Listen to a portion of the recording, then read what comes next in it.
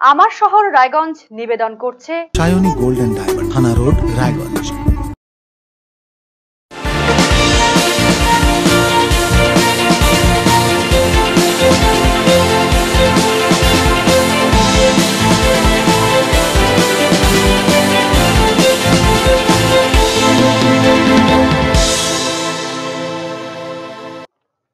নমস্কার, দেখছেন আরসিটিভি সংবাদ আমার শহর রায়গঞ্জ নিয়ে আপনাদের সাথে আমি হিমাংশু।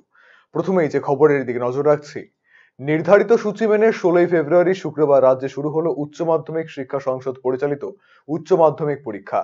পরীক্ষা ঘিরে রাজ্যের জেলায় জেলায় সকাল থেকেই তৎপরতা তুঙ্গে। মাধ্যমিকের মতো উচ্চ মাধ্যমিকেও কোনো রকম বিশৃঙ্খলা বা অপ্রীতিকর ঘটনা এড়াতে তৎপর রয়েছে উচ্চ মাধ্যমিক শিক্ষা সংসদ। এবারে উত্তর দিনাজপুর জেলায় মোট ভেন্যুর সংখ্যা 93টি। মূল সেন্টার রয়েছে 17টি। 93টি ভেন্যুতে পরীক্ষা দেবে 164টি স্কুল। এবার এই জেলায় মোট পরীক্ষার্থীর সংখ্যা 23,041 জন। ছাত্র রয়েছে 8,890 জন। ছাত্রীর সংখ্যা 14,151 জন।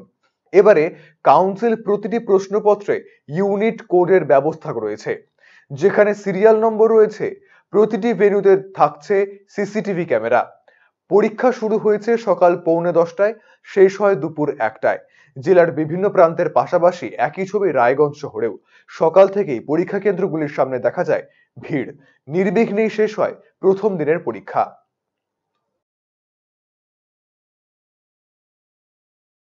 আজকে কি পরীক্ষা ছিল আপনার? বাংলা। বলছি কেমন কেমন হয়েছে? ভালো হয়েছে। প্রস্তুতি কেমন ছিল? প্রস্তুতি ছিল মানে ভালো ছিল। পড়ছি মানে ওইটাই আসছে। কোনো রকম অসুবিধা হয়নি? আজকে কি পরীক্ষা ছিল? বাংলা। কেমন হয়েছে পরীক্ষা? হয়েছে ভালো। কেমন প্রস্তুতি নিয়েছো এই পরীক্ষার জন্য? নিয়েছে ভালোই প্রস্তুতি ছিল। কেমন আশা করছো? আশা করছি 90%। কোন স্কুল ছাত্র তুমি? বিদ্যাচক। কোথায় পড়েছো সিট? আজকে কি পরীক্ষা ছিল? সে বাংলা পরীক্ষা। কেমন হয়েছে? পরীক্ষা ভালো হয়েছে, যতটা আশা করেছিলাম সেরকমই পরীক্ষা হয়েছে। মোটামুটি একটা ভালো ফল আশা করছি, এটা পেয়ে যেতে পারি আমি। শুক্রবার রায়গঞ্জে অনুষ্ঠিত হলো ফুড সেফটি রেজিস্ট্রেশন মেলা।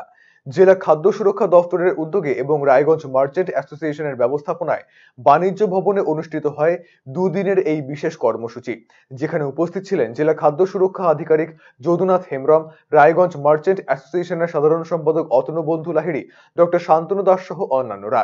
আয়োজকদের পক্ষ থেকে জানানো হয়েছে, রাস্তার ধারে ফুটপাথে অনেক খাবার দোকান বসে, যাদের বেশিরভাগেরই ফুড সেফটি লাইসেন্স থাকে না। কিভাবে এই লাইসেন্স নিতে হয় তাও অনেকেরই জানা নেই। তাদের এক্ষেত্রে সহায়তা প্রদানের জন্য এই শিবির করা হয়েছে, যেখান থেকে সরাসরি লাইসেন্স রেজিস্ট্রেশন করতে পারবেন বিক্রেতারা।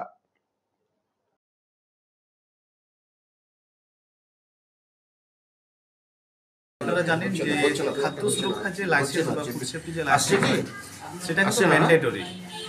যেটা হচ্ছে আপনার যদি কোনো ছোটো ছোটো দোকান বা স্টল হকার যারা করে বা রাস্তার পাশে যারা বসে, তাদের প্রত্যেকেই কিন্তু আপনার ওই খাদ্য সুরক্ষা ও মান আইন 2006 সেই অনুযায়ী ওনাদেরকে কিন্তু লাইসেন্স বা রেজিস্ট্রেশন থাকতে হবে।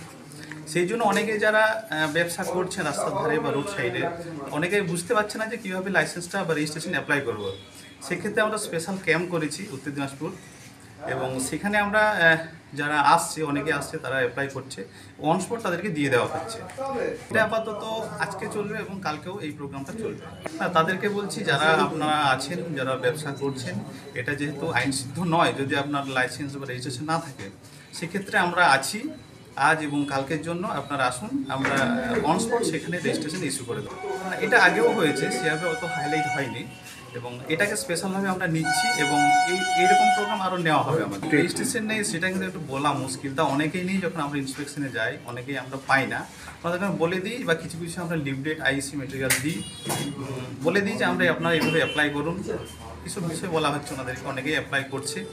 অনেকে যারা বুঝতে পারছে না, তার জন্য স্পেশাল ক্যাম্প করা হচ্ছে, যাতে সবাই এটা নিয়ে করিয়ে নেয়। এটা কি জেলা জুড়েই হচ্ছে আপনাদের, না শুধু রায়গঞ্জ? এটা শুরু হয়েছে, আগেও হয়েছে, এটা এবার ফ্রিকোয়েন্টলি চলবে বিষয়টা।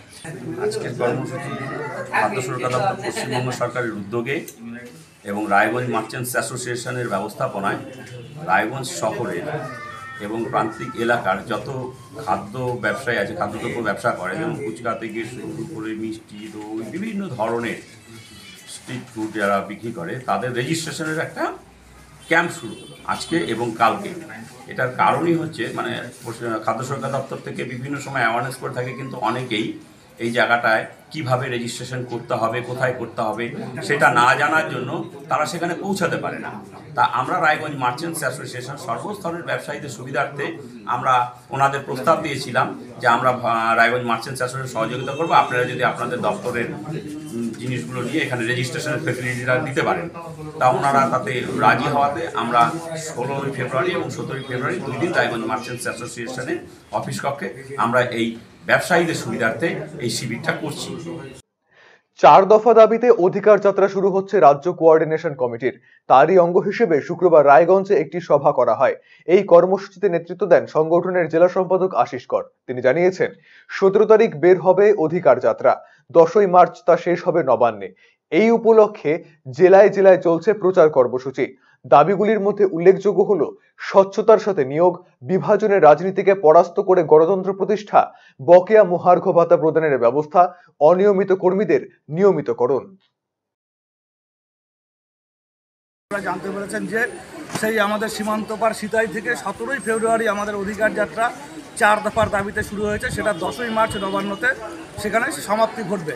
এবং তার পরবর্তীতে এই 4 দফা দাবিতেই আমরা এই কর্মচারীর দাবির সাথে কর্মচারী শুধু নয়, যে বেকারের চাকরি, স্বচ্ছতার সাথে নিয়োগ থেকে শুরু করে যে গণতান্ত্রিক যে অধিকার, সেটা শুধু কর্মচারী না, সমস্ত মানুষের অধিকার আজকে হরণ হচ্ছে। তার বিরুদ্ধে সেই 4 দফা দাবির লড়াই আমরা শেষ করব হচ্ছে বিভিন্ন জেলাগুলো দিয়ে মধ্যে পশ্চিমবঙ্গের সমস্ত জেলায় এই অধিকার যাত্রা ব্লকগুলো কভার করে তারা যাত্রা করবে এবং কেন্দ্রীয় টিম থাকবে। আমরা জেলাগত সেখানে আমরা আছি, আমরা করব। সেই 4 দফা দাবির মধ্যে রয়েছে, প্রথম দাবি হচ্ছে বিভাজনের রাজনীতিকে পরাস্ত করে গণতন্ত্র পুনঃপ্রতিষ্ঠা করা, আমাদের যে গণতন্ত্র ছিল পুনঃপ্রতিষ্ঠা করা। দ্বিতীয় দাবি আছে যে স্বচ্ছতার সাথে যে চাকরি প্রার্থীদের শূন্য পদে নিয়োগ করা। তৃতীয় দাবি আছে আমাদের শূন্য পদে হচ্ছে আমাদের শূন্য পদে গেলে তৃতীয় দাবি হচ্ছে যে বকেয়া মহার্ঘ ভাতা অবিলম্বে প্রদান করা।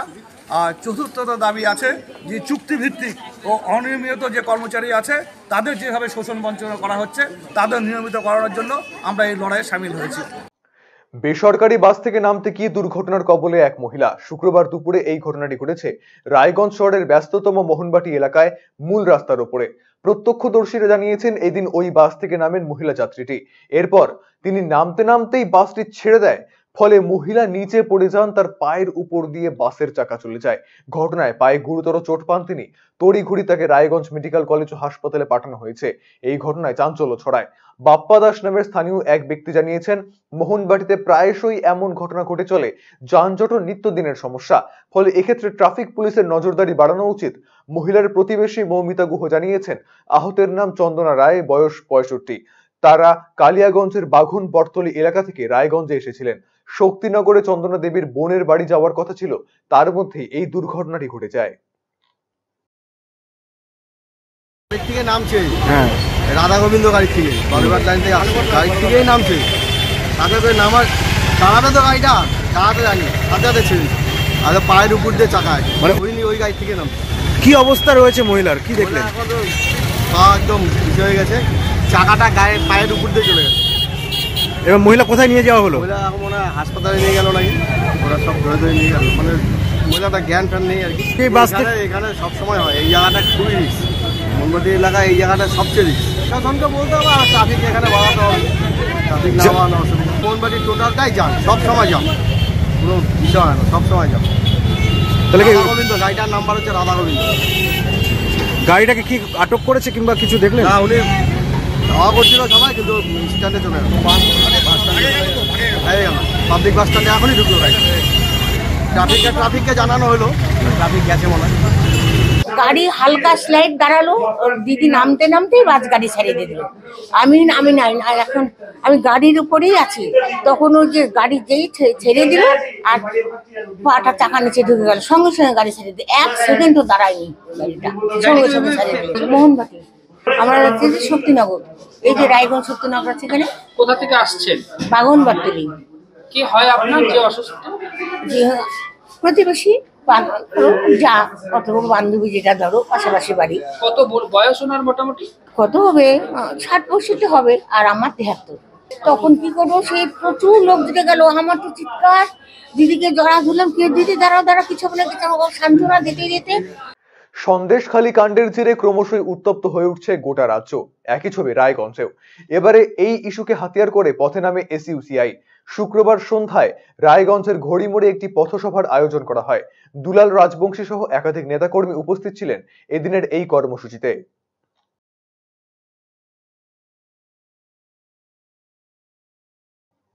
আমার শহর রায়গঞ্জ এখনকার মতো এ পর্যন্তই। পরবর্তী খবরের জন্য চোখ রাখুন শুধুমাত্র আরসিটিভি সংবাদে। নমস্কার।